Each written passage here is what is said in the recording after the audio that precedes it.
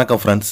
இந்த வீடியோவில் நம்ம என்ன செய்தி பார்க்க போகிறோம்னா, எப்படி இருந்த சீரியல் நடிகர் விஜய் ஆதிராஜ் இப்படி மாறிட்டாரே, வெளியான ஃபோட்டோ, அதிர்ந்த 90 கிட்ஸ்கள். வாங்க என்ன தகவல்னு பார்க்கலாம். முதன்முறையாக நம்ம சேனலை பார்க்குறீங்கன்னா சப்ஸ்கிரைப் பண்ணாதவங்களாம் சப்ஸ்கிரைப் பண்ணிக்கோங்க. பெல் பட்டன் சிம்பல் அமைக்கி நம்ம சேனலோட நோட்டிஃபிகேஷனை எனபிள் பண்ணிக்கோங்க. நாங்கள் போடுற வீடியோ எல்லாமே உங்களுக்கு உடனுக்குடனே வந்து சேரும். இப்போது எத்தனையோ புது புது சீரியல்கள் வந்திருந்தாலும் 90களில் ஃபேவரட் சீரியல் நடிகர் ஒரு சிலர் எங்கே போனாங்கன்னு பல ரசிகர்கள் தேடிக்கொண்டிருக்கிறாங்க. அந்த வரிசையில் ஒருவர் தான் நடிகர் விஜய் ஆதிராஜ். சீரியலில் ஸ்டைலாக நடந்து வருவது, தொகுப்பாளராக கலக்கப்போவது என ஒரு காலகட்டத்தில் சின்ன திரையில் இவரை பார்க்காத நாளே கிடையாது என்று சொல்லும் அளவிற்கு பிஸியாக இருந்தார். ஆனால் சமீப காலமாகவே அவங்கள அதிகமாக சின்ன திரையில் பார்க்க முடியல. இந்த நிலையில் சமீபத்தில் வெளியிட்டுள்ள புகைப்படத்தை பார்த்து, அட இது விஜய் ஆதிராஜாவா, எப்படி இருந்தவர் இப்படி ஆளு மாறிட்டார் என்று ஆச்சரியத்துடன் கமெண்ட் போட்டு வருகிறாங்க.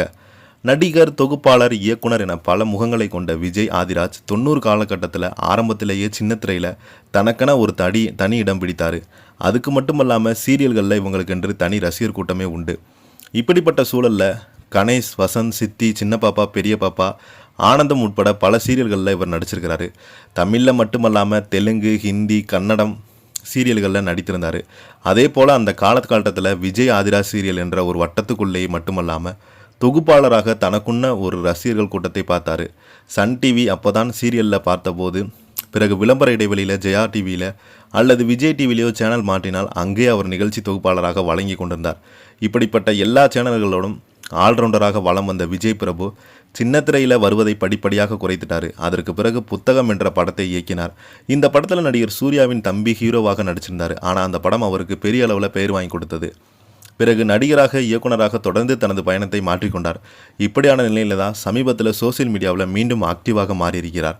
அவர் வெளியிட்டுள்ள புகைப்படத்தை சீரியல் பார்க்க வேண்டும் என்று அன்புட கட்டளை போட்டு வராங்க. இதை பார்த்தவங்க ஒரு நீண்ட பதிவு வெளியிட்டிருக்கிறாங்க. 90 2K கிட்ஸ்களுக்கு உங்கள் அனைவருக்கும் நன்றி.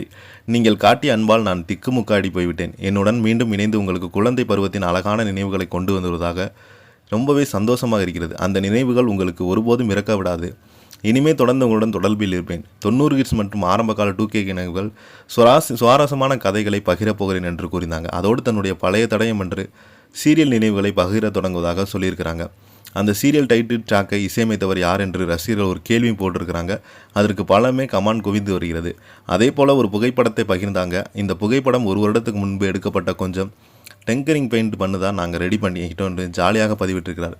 விஜய் ஆதிராஜ் இப்போது தலைமுடி தாடி நரைத்த ஆளே இருந்து அவர் பேச ஆரம்பித்த பழைய கண்ணெட்டுகள் ரசிகர்கள் திரும்ப வந்துவிட்டது.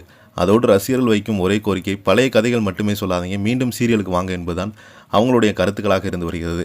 அது மட்டும் இல்லாமல் சமீப காலத்தில் நான் சோசியல் மீடியாவில் நான் இறந்து போயிட்டதாக நிறைய வதந்திகள் பரப்புனாங்க. அதற்கு பதிலடி கொடுக்கும் விதமாக தான் இந்த புகைப்படத்தை வெளியிட்டு அந்த வதந்திகளுக்கு முற்றுப்புள்ளி வைத்திருக்கேன் என்று விஜய் ஆதிராஜ் அவர்கள் சொல்லியிருக்கிறாரு. இந்த வீடியோ பற்றி நீங்கள் என்ன கீழே உள்ள கமெண்ட் பாக்ஸில் மறக்காமல் பதிவிடுங்க. நன்றி, வணக்கம்.